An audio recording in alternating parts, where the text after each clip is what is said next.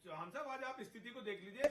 आदमी आज भारत में कारों का जो चोरी होने का रेट है वो ये, अगर 100 कारें खरीदी गई तो उसमें कम से कम 26 कारें चोरी हो जाती हैं और कभी रिकवर नहीं होती। वो इन्हीं मोहल्लों में तो हैं। मेरठ में तो गाड़ी ऐसा कहते हैं कि लेके जाइए 40 मिनट के अंदर गाड़ी खत्म, सब डिस्पोज ऑफ होती है। और देखिए चौहान साहब, वो सोतीगंज का इलाका हिंदुओं का बसाया हुआ इलाका था। हिंदू वहां रहते थे। मुसलमानों ने अपनी जनसंख्या बढ़ाई, सारे हिंदुओं को वहां से भगा दिया। हिंदुओं में लव जिहाद से कुछ लड़कियां उन्होंने अपने पास रख ली। मेरठ में, पश्चिमी उत्तर प्रदेश की बता रहा हूं आपको, आज वहां हिंदुओं का कुछ नहीं बचा, केवल और केवल मुसलमानों की गुंडागर्दी। आप वहां जाएंगे तो वहां आपकी गाड़ी चोरी होने में कुछ देर नहीं लगेगी और पुलिस भी कुछ नहीं कर सकती, क्योंकि पुलिस वहां जा ही नहीं सकती। आप तो मेरठ की बात करें, मैं दिल्ली का उदाहरण बताता हूं। पाकिस्तान से हिंदू भाइयों के लिए जब मैं धरने पे बैठा था तो रात में कई पुलिस वाले मेरे पास आके बैठे। उन्होंने कहा कि यहां पर एक बस्ती है, उस बस्ती में कोई अगर मोबाइल सबसे ज्यादा झपटमारी की केसेस वहां हो रहे, और अगर कोई मोबाइल या गहना या किसी का कुछ भी लेकर उस मोहल्ले में जाता है तो हम जानते हुए मोबाइल पे गूगल पे लोकेशन आता है, वो कहां है, एक्टिव है, वो उस नंबर से फोन करता है। ये डरता नहीं कि ये नंबर जाएगा, इससे सर्विलांस होगा। उसके अंदर का एयर टाइम जब तक आप सिम नहीं बंद करते वो यूज करता है खुलेआम। मैं दिल्ली, देश की राष्ट्रीय राजधानी की बात कर रहा हूं, जहां पर राष्ट्रपति, प्रधानमंत्री, गृह मंत्री, पुलिस, मीडिया सब कुछ है। यहां का एक छोटा सा गुंडा, बल्कि उसको गुंडा भी कहा जाए, एक चोर भी इतना साहस करता है कि वो अपना मोबाइल सिम भी नहीं बदलता, खुलेआम यूज करता। और पुलिस कहती है कि वहां अंदर नहीं जा सकते, एक मोबाइल के लिए जान जोखिम में नहीं डाल सकते। तो बताइए कि बड़ी बड़ी चोरी की रिकवरी क्या संभव है जब जांच नहीं हो पा रही है। कपिल जी हमारे साथ जुड़े हैं। कपिल जी, आप प्रधानमंत्री से बड़े कानून की बात कर रहे हैं। ये कानून ना केवल स्वास्थ्य मंत्री बल्कि स्वास्थ्य के कार्यकर्ता, बल्कि मुझे लगता है कि ऐसे प्रत्येक व्यक्ति के लिए लाना चाहिए जिनको इस क्षेत्र में जाना पड़ता है। किसी भी देश से जब लोग वीसा लेके आते हैं, हाँ, हमारे देश में, और अपने देश में नहीं लौट पाते, हाँ, तो वो देश पागल हो जाता है कि हमारे नागरिक कहां चले गए। पाकिस्तान से सन 47 से आज तक लाखों पाकिस्तानी हिंदुस्तान में आए और हिंदुस्तान में गायब हो गए। हाँ, अकेले मेरठ के अंदर 20,000 गायब हुए। बिल्कुल बिल्कुल। कोई ने उनको ढूंढने की कोशिश नहीं की गई। अब मेरठ के अंदर, मैं मेरठ से आता हूं, आज भी ऐसे मोहल्ले हैं मेरठ के अंदर, शापीर गेट, खंदक, जली कोठी के पीछे, जो कोई दूसरे धर्म का आदमी उन मोहल्लों के अंदर घुस नहीं सकता।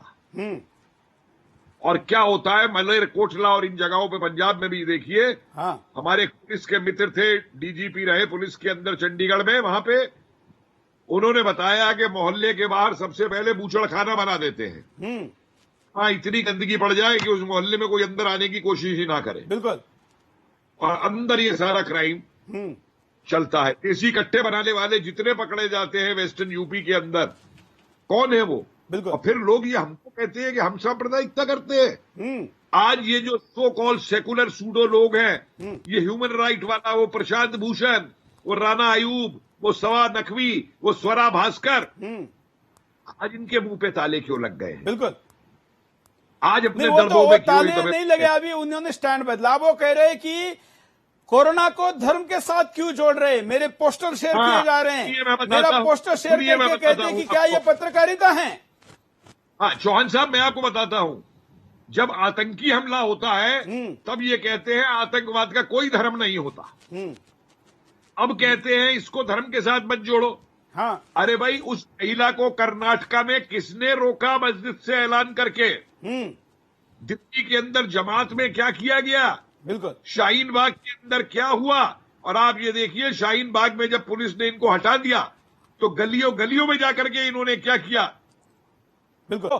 पिछले 15 साल से जिन बातों को हम कह रहे थे, कोरोना के एक घटना ने हिंदुस्तान पर सतह पर ला दिए।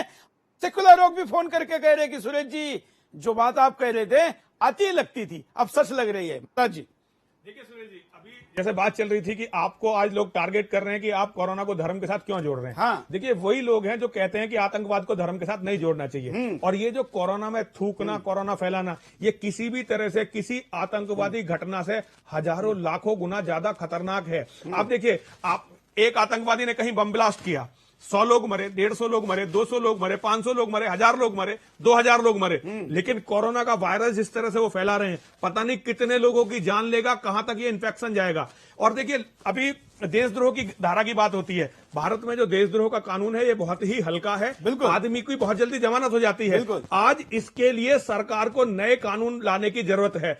एक आदमी ने किसी आदमी के ऊपर थूका, जिस आदमी ने थूका है वो कोरोना का पॉजिटिव है, तो इसको अटेम्प्ट टू मर्डर होना 307 होना चाहिए। अटेम्प्ट टू मर्डर 307 होना चाहिए, प्लस सामूहिक नरसंहार की कोशिश से मानी जानी चाहिए। मान लीजिए मेरे ऊपर किसी ने थूका, तो केवल मैं ही थोड़ा इन्फेक्टेड होऊंगा, जितने और लोग होंगे वो भी इन्फेक्टेड होंगे। लेकिन इनको क्या करेंगे, जेल में डालेंगे? नहीं, जेल में नहीं। टैक्स के देखिए, पैसे की सुनिए, रोटी खिलाएंगे। मैं तो आज कह रहा हूं कि ऐसा कोई भी हो, गोली मारनी चाहिए चौहान उसी साहब, जगह पर। इससे कम कुछ मंजूर नहीं। केवल कोरोना नहीं, जो भी लोग आतंकवाद ला रहे हैं, निर्दोष को मारना चाहते हैं, उनके लिए अब सरकार को नए कानून बनाने ही पड़ेंगे। बिल्कुल। देखिए, जिस तरह दिल्ली का सामूहिक नरसंहार हुआ, जो कानून पुराना है वो कानून उससे निपटने के लिए काफी नहीं था, नहीं काफी नहीं है। आज भी सीएए के खिलाफ शाहीन बाग में बैठ गए। कानून होने चाहिए कि तुम देश के खिलाफ नहीं जा सकते। आज नए कानूनों की जरूरत है। यह संविधान सड़ा हुआ संविधान हो गया है, इसे बदलने की जरूरत है। मैं क्षमा चाहता हूं, ये आपके शब्द नहीं है, ये मैं नहीं, लेकिन ये तो खुद बाबा साहब ने कहा है ना। उन्होंने कहा है कि समय के साथ आने वाली पीढ़ियां अपने सत्सद बुद्धि